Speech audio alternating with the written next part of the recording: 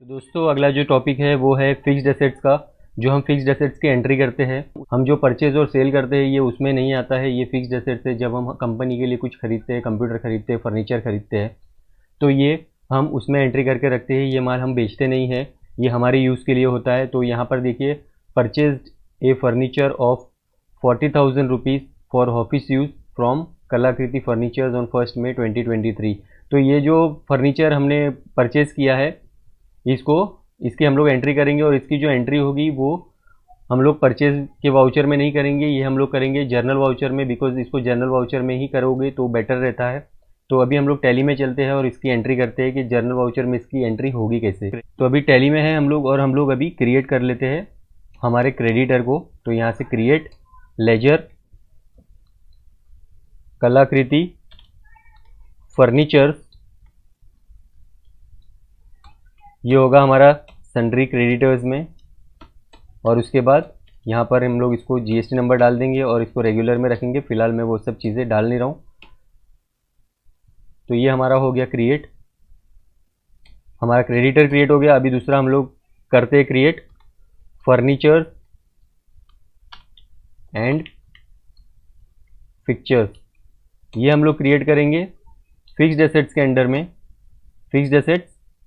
और यहाँ पर हम लोग जीएसटी को एप्लीकेबल रखेंगे, और यहाँ पे जो भी आपका एचएसएन कोड है आप वो डाल सकते हो। और यहाँ पर स्पेसिफाइड डिटेल्स में मैं फ़िलहाल इसको 18% लेता हूँ, और ये रहेगा गुड्स में। तो आपने देखा यहाँ पर मैं ज़्यादा करके एज़ पर कंपनी रखता था, बट यहाँ पर हम लोग अलग से कोई स्टॉक आइटम क्रिएट नहीं करने वाले, इसी को हम लोग क्रिएट करेंगे। तो यहाँ पर जो भी एचएसएन कोड होगा आपका, मैं यहाँ पर फ़िलहाल 1 2 3 4 5 6 डाल रहा हूँ, और यहाँ पर मैं 18% कंसिडर कर रहा हूँ, और ये होगा गुड्स में। कंट्रोल ए कर देंगे तो ये हो गया हमारा क्रिएट। अभी हम लोग क्या करेंगे, हम लोग इसकी एंट्री करेंगे।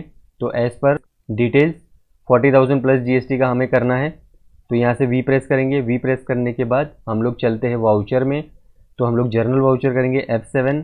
F7 करने के बाद यहाँ पे 1 मई 23, 1 मई 23 का ही हम लोगों ने किया था कि इसी डेट को हम लोग करेंगे। और डेबिट में क्या होगा, यहाँ पर देखिए, यहाँ पर परचेस वाउचर करके भी आप यहाँ पे मैं आपको एक चीज़ बता देता हूँ। यहाँ पर आप F9 करके यहाँ पर चेंज मोड में भी जाके आप ऐसे कर सकते हो, अकाउंटिंग इनवॉइस में जाके। बट जो फिक्स्ड एसेट्स की एंट्री होती है वो आप F7 में करोगे तो ज़्यादा बेटर रहेगा।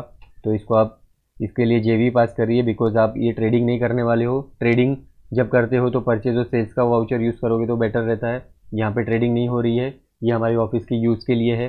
तो यहाँ पर डेबिट जो होगा वो क्या होगा, फर्नीचर एंड फिक्चर्स 40,000। इसका बस एक ही प्रॉब्लम है कि इसमें जो है वो आपको हाथ से डालना पड़ता है टैक्स।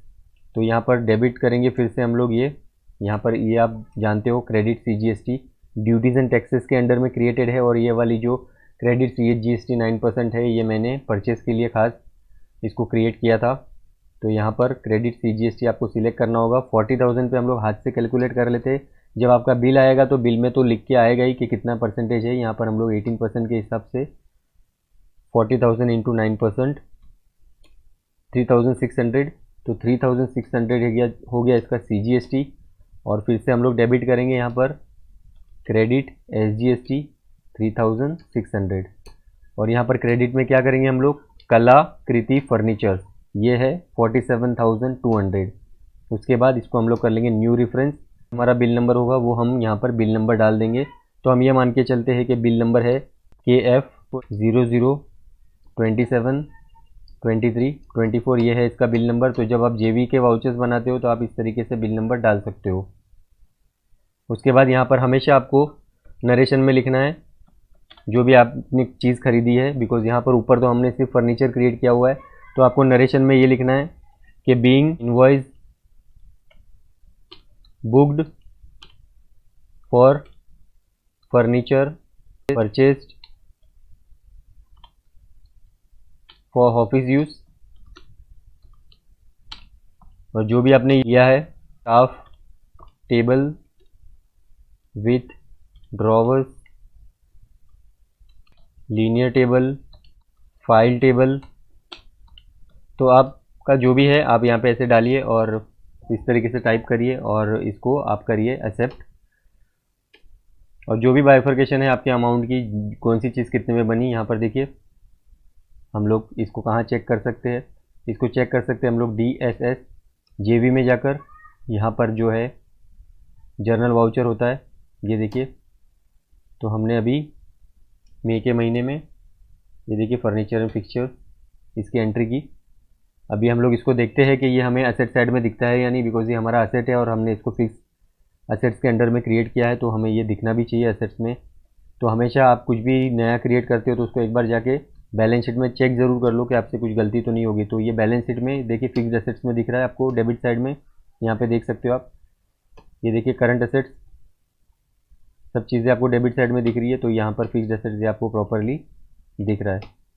ओके, अभी आप और एक चीज़ देखोगे कलाकृति में, परचेज है तो क्रेडिट साइड में दिखना चाहिए परचेज हमेशा। तो यहाँ पे आप देख सकते हो 47,200 ये आपको क्रेडिट साइड में दिख रहा है, बिकॉज ये हमने परचेज किया, बट हमने इसको जर्नल में क्रिएट किया। तो एक बार हम लोग परचेज रजिस्टर में जाके देखते हैं कि परचेज की एंट्री हमें क्रेडिट में दिख रही है या नहीं। तो यहाँ पर मैं DAP किया मैंने, यहाँ पे देखिए एक परचेज आपके सामने है रॉयल ट्रेडर से, ये यहाँ पर क्रेडिट साइड में दिख रहा है। दैट मीन्स हमने जो एंट्री किया है वो प्रॉपर है, हमने जो डेबिट क्रेडिट किया है वो प्रॉपर है। तो यहाँ पर जो जो हमारी पार्टी होती है वो हमेशा हमें क्रेडिट साइड में दिखती है। अभी और एक चीज़ हम देख लेते हैं, बैलेंस शीट। मैं आपको डेबिट क्रेडिट इसलिए बता रहा हूँ ताकि आपकी अकाउंटिंग स्ट्रांग हो। करंट लाइबिलिटीज, सन्ड्री क्रेडिटर्स, यहाँ पे देखिए रॉयल ट्रेडर्स का डेबिट बैलेंस इसलिए दिख रहा है बिकॉज अभी कुछ देर पहले यहाँ पर हमने डेबिट नोट मारी थी, इसलिए ये डेबिट बैलेंस दिख रहा है। अगर मैं इसको हटा दूँ और ये पेमेंट को हटा दूँ तो ये देखिए ये भी क्रेडिट साइड में ही दिखेगा।